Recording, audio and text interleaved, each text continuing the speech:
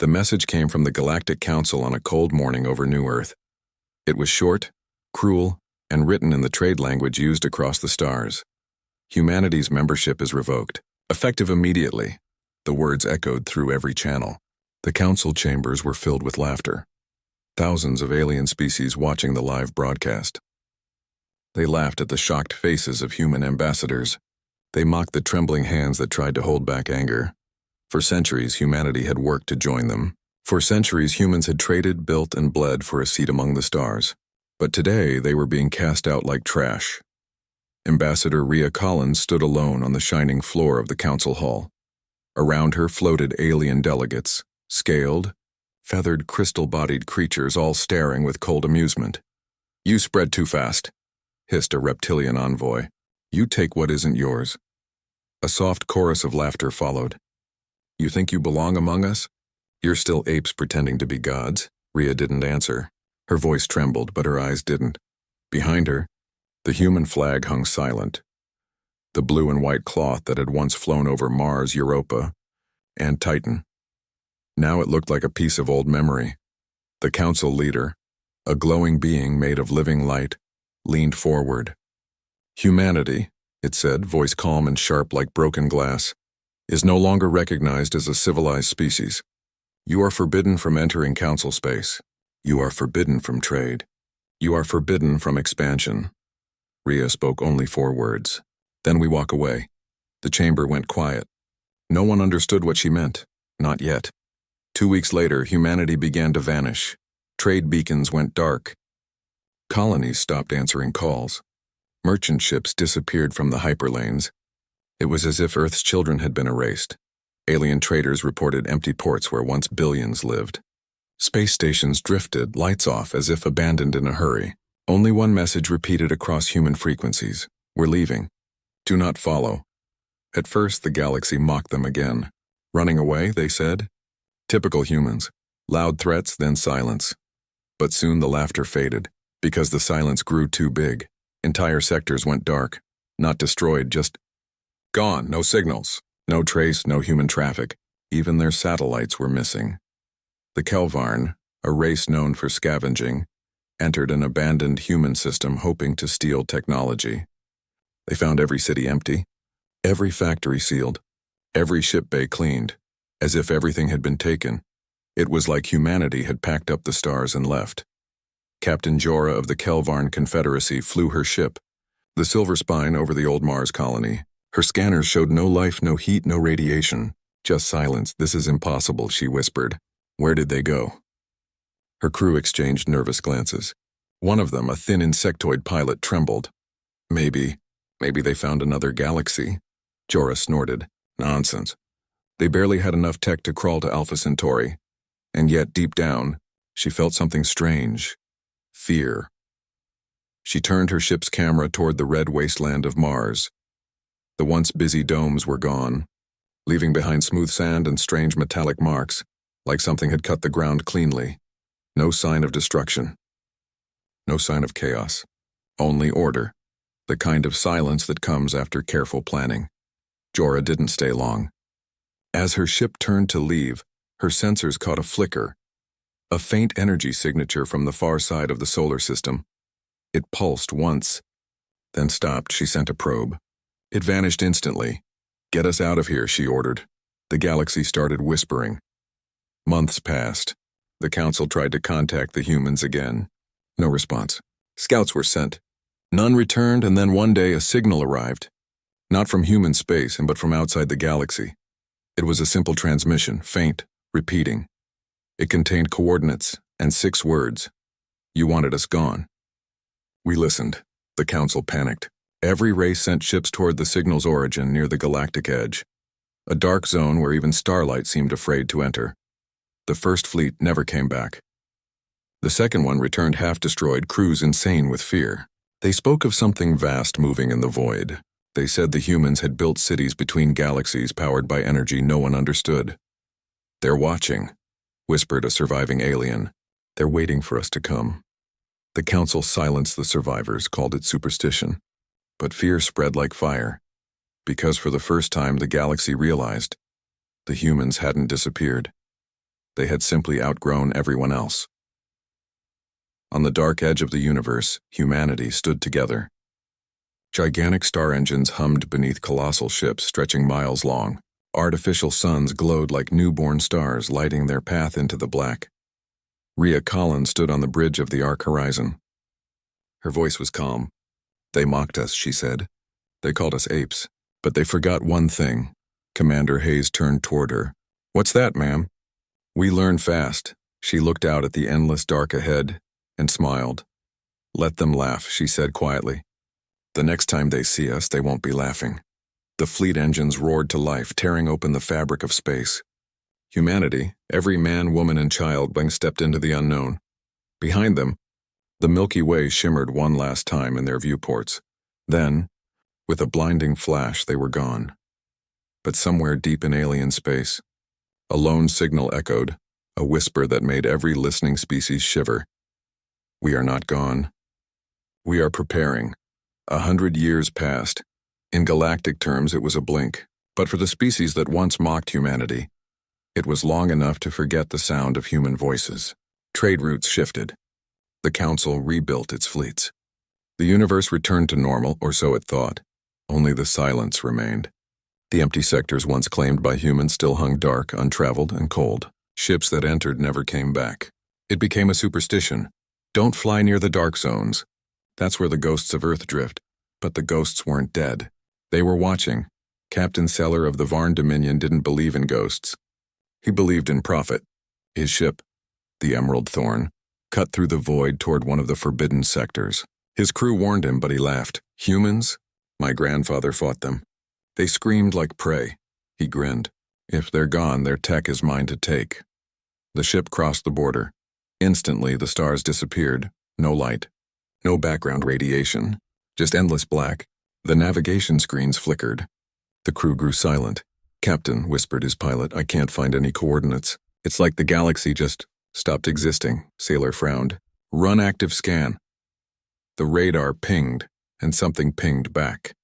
A soft pulse, low and deep like the heartbeat of something enormous. Then another pulse closer. Sailor's grin faded. "Return signal direction?" The officer trembled. "Everywhere, Captain." "It's coming from everywhere." The main view screen flashed white. A shape appeared, massive, metallic, like a wall stretching beyond sight. It wasn't a planet or a ship. It was something in between. The computer tried to measure it, but failed. The numbers broke. "What is that?" whispered the pilot. The wall shimmered. A pattern moved across its surface, symbols written in a language no alien had ever seen before. And then slowly the symbols changed into words every species could understand. "Do not enter. This is human space." Before anyone could react, the ship's engines shut down by themselves. All systems went offline. A voice came through the radio, low and calm. "Turn around." Sailor tried to answer, but the voice repeated. "Turn around." "You are not welcome." It wasn't angry. It wasn't cruel. It was cold and final. Salar screamed orders. The ship refused to move. Then the voice spoke again, softer this time. "You laughed. Now you learn silence." And the Emerald Thorn vanished.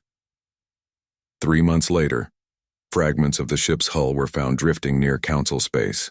The edges were burned, but cleanly, like they had been erased with light. The Council panicked. The word human returned to their lips like an old curse, but when they searched, there was nothing. No human signal, no radio trace, no coordinates, only rumors. A trader claimed he'd seen moving lights far beyond the galactic rim, giant machines reshaping stars. Another said he'd caught a transmission that repeated the phrase Project Ascension. No one believed them. Until the day the stars changed, it began slowly. Distant constellations that had remained the same for millennia started to fade. Not explode, just disappear. Astrophysicists went mad trying to explain it. Stars simply went dark. Systems that had burned for billions of years were now cold voids. The Council called emergency meetings. Some new natural phenomenon, they said. A collapse. But one species, the old and wise Eltari, spoke differently. "This is no collapse," said their Grand Seer. "Someone is taking the light." The Council dismissed it. But deep down, every race felt the same chill. Because they remembered who once said, "We walk away." At the edge of the Andromeda Passage, Admiral Rhea Collins watched the data unfold before her. Her hair was silver now, her eyes sharper than ever. Around her floated massive ships, cities the size of moons powered by quantum cores that bent light itself. Humanity had changed. They no longer fought over planets. They created their own. They no longer worshipped stars. They harvested them. In the heart of the human fleet, the Dyson Forge roared, a machine so vast it built entire worlds. Commander Hayes stood beside her. "Another star secured, Admiral. That makes 42. Rhea nodded. "Good, keep the barrier strong. No one must find us yet." Hayes hesitated. "And when they do?" Rhea's eyes drifted to the endless black beyond. "Then they'll see what evolution looks like when it stops asking for permission." Back in the Milky Way, fear spread like wildfire. Explorers who tried to reach the galactic edge reported strange gravitational tides pulling them away. Fleets vanished without distress calls. The Eltari sent a final message to the Council. They have not left. They have simply moved beyond what we can imagine. The message was deleted within an hour. The Council didn't want panic. But panic had already begun, because one night every communication screen in Council space flickered. For 1 second an image appeared, a human face, cold, silent, watching, and beneath it, a line of text, "Observation complete." Then the screens went dark. In a small outpost near the Orion Spur, a young alien technician named Vera stared at the static. Her hands shook. "They're back," she whispered. Her supervisor laughed nervously. No, it's just a glitch." But before he could finish, the outpost lights dimmed. The power grid collapsed. Outside the window, something enormous moved, black against the stars. It wasn't a ship. It was something larger. Vera pressed her face to the glass, heart racing, and then she saw it. A symbol, glowing faintly across the surface of the black structure. The emblem of Earth. Rhea Collins stood on her command deck, watching reports flow in from the deep sensors. "Contact?" Hayes asked quietly. She nodded. "They've noticed." Hayes swallowed. "What are your orders?" Rhea smiled faintly. "We keep building." She turned toward the vast network of human ships, their engines humming like thunder in the void. "Let them come," she said. The galaxy laughed at us once. The next sound they hear will not be laughter. Outside, millions of human engines flared to life, casting light across the dark emptiness like the dawn of a new universe. And far away, the old galaxy trembled. The Milky Way had grown restless. Whispers of vanished fleets, dead colonies, and dark stars became headlines in every alien news hub. The Council convened emergency summits, but fear had already poisoned reason. Every species remembered the humans who once begged to join, laughed at, and were cast out. Now, centuries later, the galaxy faced a quiet, terrifying question. Where are they? Admiral Lorith of the Council stood on the bridge of the Obsidian Tempest, the flagship of a combined fleet. Thousands of ships surrounded him in formation, engines humming like a predator's heartbeat. They were determined to find out. "This is it," Lorith said, voice trembling with anticipation. "Today, humanity's silence ends." The fleet moved through the void toward the last known coordinates of human space. But as they crossed the Orion Spur, alarms screamed. Sensors went blank. Communications failed. Gravity warped. Ships shuddered violently as if the universe itself resisted their passage. "Captain," shouted an officer, "something massive is ahead." Before anyone could respond, a shadow appeared across the fleet. It wasn't a ship, not really. It was a moving continent of metal and energy, stretching farther than any star system, glowing faintly with a pattern no alien could comprehend. The fleet stopped. Fear silenced their engines. Then the first human signal arrived. Not a broadcast, not a warning, just a voice. Calm, clear, and overwhelming. "You were warned."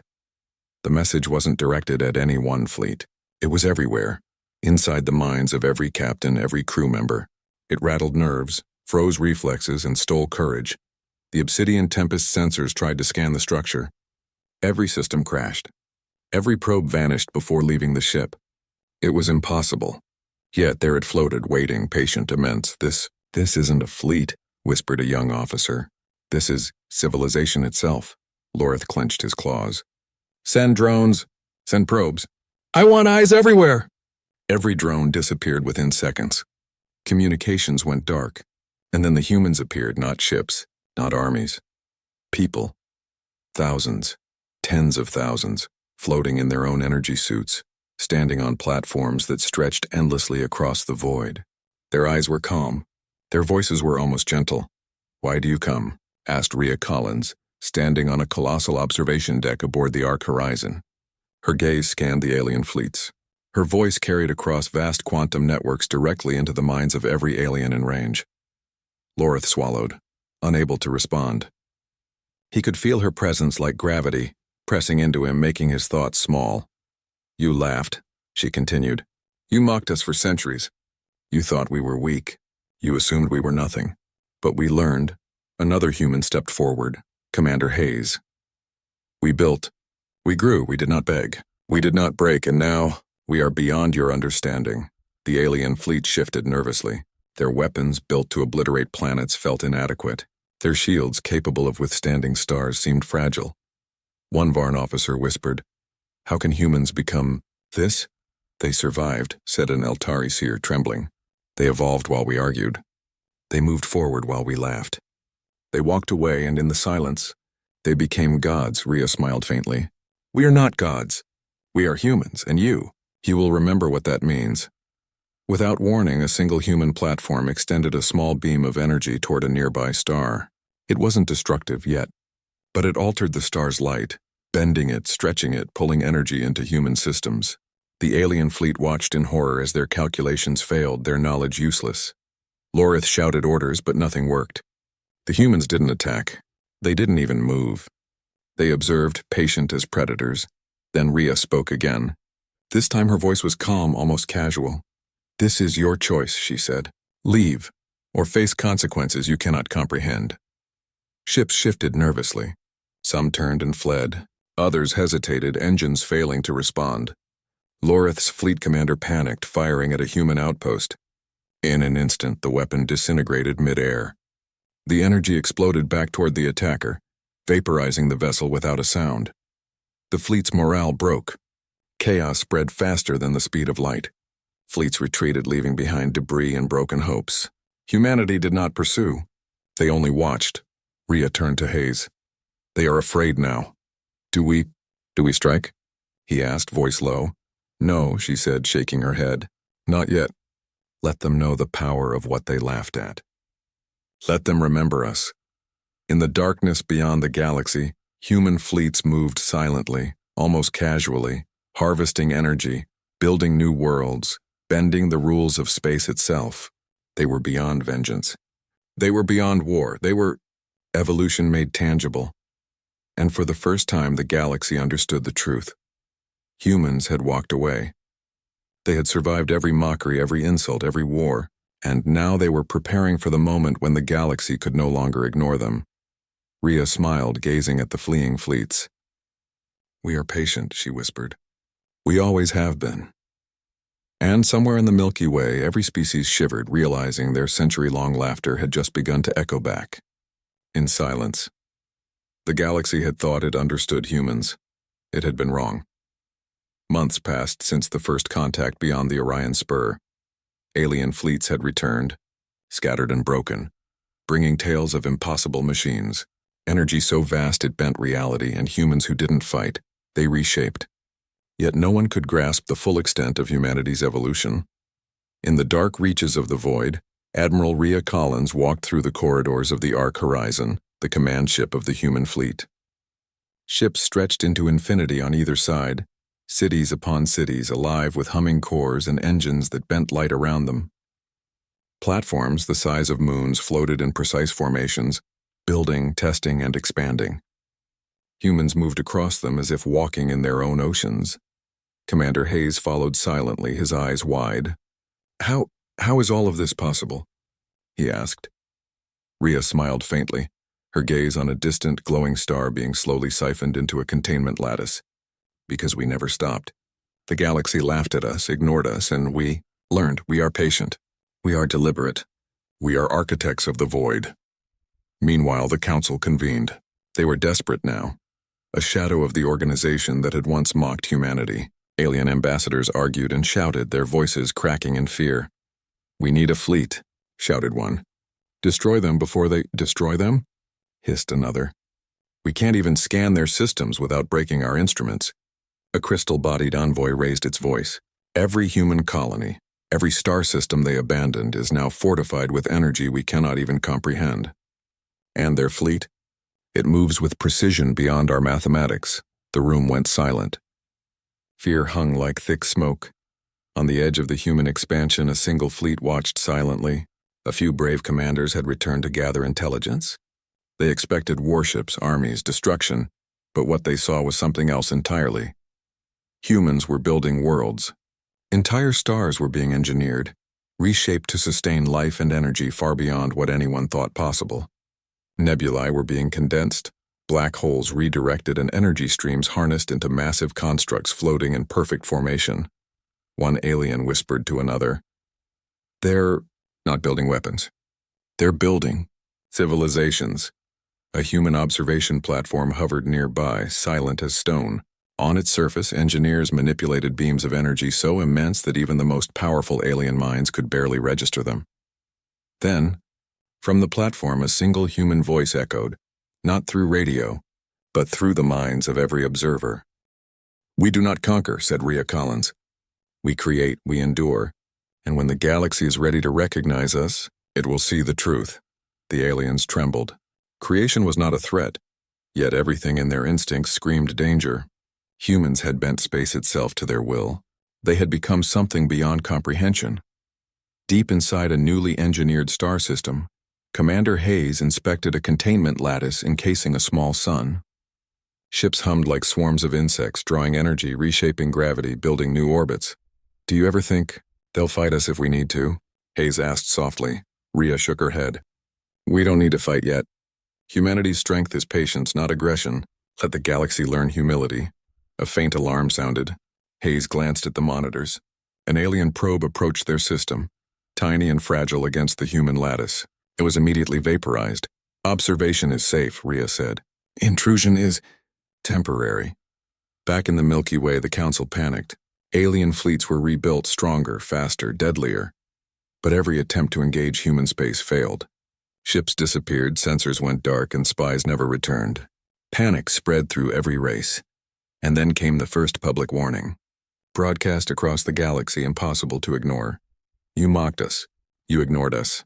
You assumed we would remain small. We did not. We have grown. Step lightly or you will be erased, not in anger, but in the inevitability of progress." The message was simple, direct, terrifying. At the edge of human space, Rhea Collins watched the Council fleets retreat in fear. Commander Hayes stood beside her, awestruck. "Do you think they understand?" he asked. "They will," she said calmly. "Eventually. The galaxy must see what happens when it underestimates humanity. Not with weapons. Not with fire. With creation." Beyond them, the void shimmered. Stars bent. Energy flowed. New worlds were born in seconds, systems rearranged with precision, and humans moved like gods across it all, patient and silent. Hayes swallowed. "And if they come back?" Rhea turned toward him, eyes glowing faintly with quiet determination. "Then they will see what the galaxy once mocked. They will learn that laughter has consequences, and they will never forget humanity again." The human fleet engines flared. Massive star cities drifted forward, forming perfect lines across the void. The Milky Way looked on silently, powerless as the humans continued their work. The galaxy had laughed. Humanity had walked away, and now it was building a future no one could ignore. And somewhere in the dark reaches of space, Rhea whispered softly, "Let them come when they are ready. We will be waiting." The stars trembled at the silent power of humanity. The galaxy had changed. Ships no longer dared to wander close to human space without permission. Entire fleets, once brimming with arrogance and pride, now approached with caution, trembling at the unknown. Yet curiosity remained. Some were too bold, too desperate, or too foolish to stay away. The first to attempt contact was the Lithari, a race known for their ancient wisdom and measured patience. Their envoy, a small but heavily shielded cruiser, approached the edge of a human-constructed nebula, a swirling lattice of energy and light, engineered into a perfect spiral, far larger than any known star system. Inside the human observation platform, Rhea Collins watched the approaching ship. Her expression was calm, unreadable like the surface of a lake in deep shadow. Commander Hayes stood beside her, tense. "They come," he said softly. "Do we greet them?" Rhea's eyes scanned the incoming ship, noting its shields, its energy output, and the subtle tremor in its trajectory. "Yes, curiosity is natural. But remember, patience is our greatest weapon." The Lithari cruiser crossed the border. Sensors detected no weapons deployment, no hostile energy signature. Instead, its crew transmitted a simple message. "We seek dialogue. We come with respect." Rhea responded in kind, but not over radio. She reached into the quantum network linking the human fleet and projected her voice directly into their minds. "You are welcomed here. But understand this, humanity does not fear, does not beg, and does not yield. Speak truthfully or leave." The Lithari were stunned. A voice in their minds, clear, calm, and commanding. Not aggressive, but undeniably dominant. Their envoy captain whispered to her crew, "They are beyond us." A human delegation emerged from the platform in energy suits, stepping onto a docking bridge that stretched to meet the alien cruiser. The humans moved silently, confidently, with no signs of intimidation or fear. Their presence alone radiated control over space and energy. Rhea walked forward. "Why have you come?" The Lithari envoy, a graceful being with crystal-like limbs, bowed. "We have watched from afar. We have seen your creations, your growth, your patience. We come to understand, not to fight." Rhea nodded slowly. "Then understand this. Humanity builds, expands, and survives. We do not conquer. We do not destroy without reason, but we will not tolerate insult or underestimation." The envoy studied her, sensing no threat, yet feeling the weight of her words in every thought. "We seek guidance. Alliance, if possible." "Alliance," Rhea repeated, her voice calm yet sharp. "You must prove yourselves worthy of trust. Curiosity alone is not enough." Meanwhile, Commander Hayes walked along the observation deck, eyes drawn to the vast platforms and star cities humming with energy. "Do you think anyone else will dare come?" he asked. Rhea's gaze was distant. "Some will. Others will try to invade. And a few will underestimate us. But every encounter teaches them the same lesson. Humanity is patient, deliberate, and unyielding. They will learn in time," Hayes swallowed. "And if they don't, they will face consequences," Rhea said quietly, almost to herself. Not out of anger, but inevitability. The Lithari envoy's scientists were allowed to observe the human constructions, though at a strict distance. They marveled at the energy lattices, the reshaped stars, and the artificial systems that defied every known law of physics. Their instruments were useless. Their calculations broke at every turn. One Lithari engineer muttered, "We measure power, yet this is something else entirely. They do not build to dominate. They build to transcend." Rhea overheard the comment through the quantum network. She smiled faintly. "Correct. And when you understand that fully, you will begin to respect what humanity truly is." For hours, the humans and Lithari exchanged knowledge, though subtly. The humans never revealed their full capabilities, only enough to leave an impression, enough to inspire awe, enough to instill caution. By the end of the first encounter, the Lithari envoy departed, carrying messages of human power and wisdom to their homeworlds. The galaxy began to whisper, "They do not fight like we do. They think like we cannot. They build worlds while we squabble over stars." Back on the arc horizon, Rhea watched the last of the Lithari cruiser fade into the void. "One step at a time," she said. "The galaxy will remember us. Slowly, carefully, until it understands the cost of its arrogance." Hayes looked at her. "Do you ever regret leaving?" Rhea shook her head. "No, they mocked us. They doubted us. They tried to cage us. Walking away was the first step to becoming who we were meant to be." Outside, the stars shimmered differently. Humanity's creations, star cities, energy lattices, and artificial worlds, radiated a quiet, omnipresent power. Not a threat yet, not a weapon, but unmistakable in its inevitability. And somewhere in the depths of alien space, the Council received reports of human expansion and whispered warnings. Do not test them. Do not provoke them. They have left, but they watch. They build, and when the galaxy is ready, they will act. Rhea Collins walked along the observation deck, eyes on the swirling nebula that formed the boundary of human space. She spoke softly, almost to herself. "Let them come.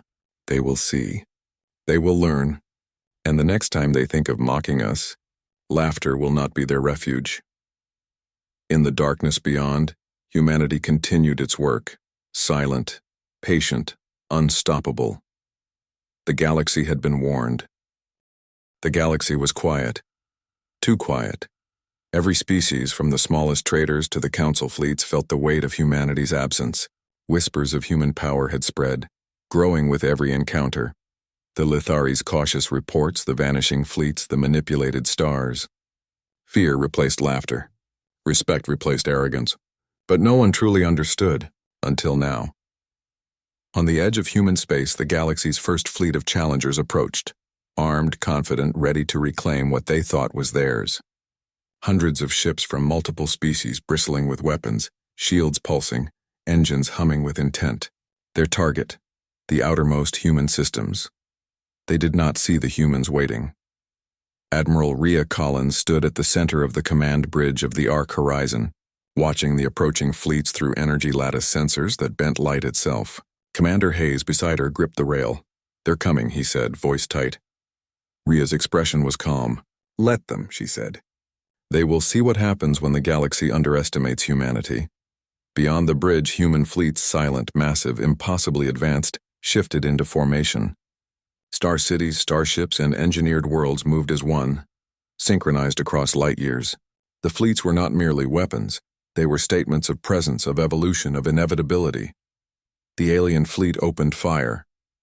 A barrage of energy beams streaked through the void, attempting to strike the human perimeter. Instantly, the beam slowed, warped, and dissolved before reaching the human lines.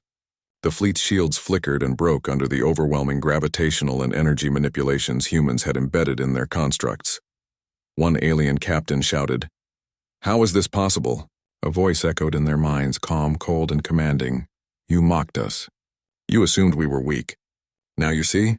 We are beyond fear. We are beyond war. We endure, we create, and we decide when the galaxy is ready." Ships tried to retreat, engines overloaded, space twisted. Gravity wells reshaped the battlefield. Fleets disintegrated without explosions, simply removed, erased, and rendered powerless. The aliens did not understand what had struck them, only that every measure of power they possessed was meaningless here.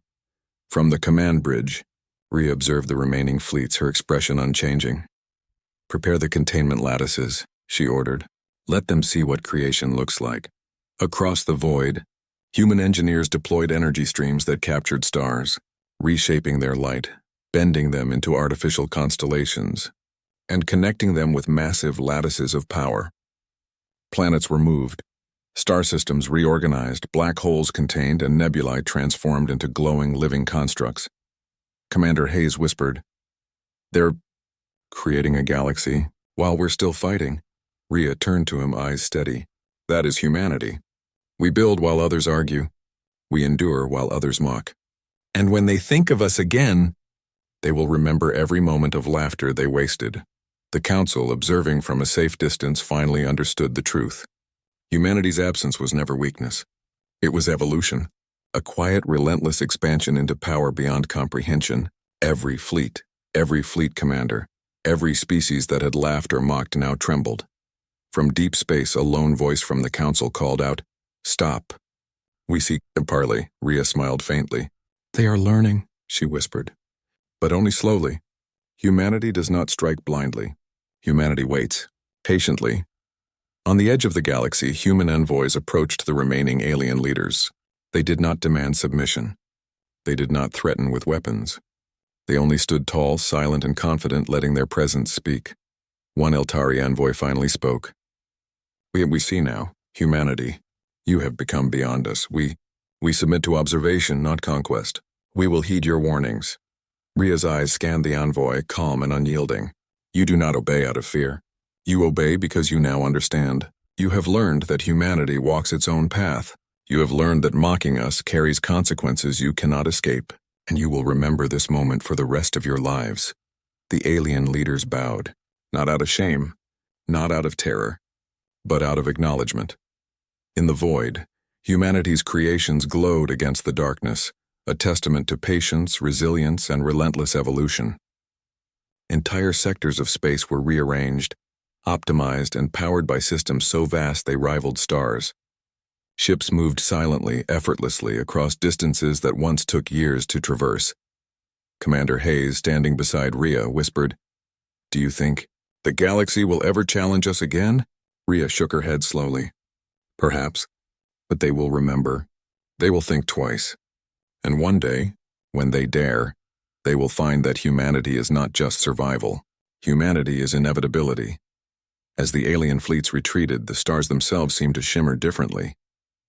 Humanity had returned, not to beg, not to fight, not to seek approval, but to claim its place in the universe. The galaxy had mocked them once. It would never laugh again. Rhea Collins walked to the observation deck, looking into the endless void. "We walked away," she said softly. "We endured. We built, we survived. And now, the galaxy finally understands." Commander Hayes placed a hand on her shoulder. "And what next?" Rhea's eyes gleamed with quiet fire. "Next, and we continue. We grow, we explore, we endure. Humanity does not stop. The universe is ours to learn, to build, and to protect. And if the galaxy dares to mock us again, they will face a future they cannot imagine." The engines of the human fleet roared to life, stretching across the void like the dawn of a new universe.